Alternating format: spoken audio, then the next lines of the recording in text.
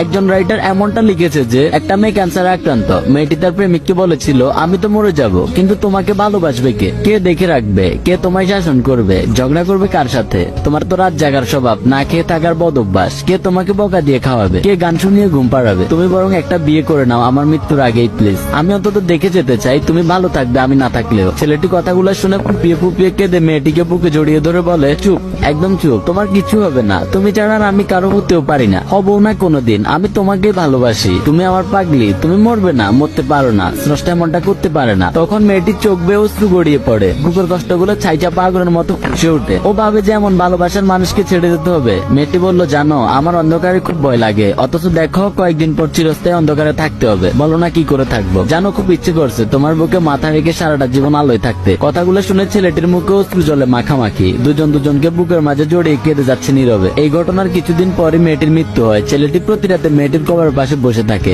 একের পর এক মোমবাতি জ্বালিয়ে মেয়েটির কবর আলোকিত করে। রাতে ছেলেটি ঘুমায় না, এই ভেবে যে তার প্রিয় মানুষটা অন্ধকার সহ্য করতে পারে না। ইদানিং ছেলেটিরও ক্যান্সার ধরা পড়েছে, খুব টেনশন আছে ছেলেটি। মৃত্যুর চিন্তায় না, ছেলেটি ভাবছে সে চলে গেলে তার প্রিয় মানুষটার কবরে মোমবাতির আলো জ্বালাবে কে? সে যে অন্ধকার খুব ভয় পায়, ভালো থাকুক ভালোবাসাটাও পারে। আসলে যে যাই বলুক, ছেলেরা একটু বেশি ভালোবাসে।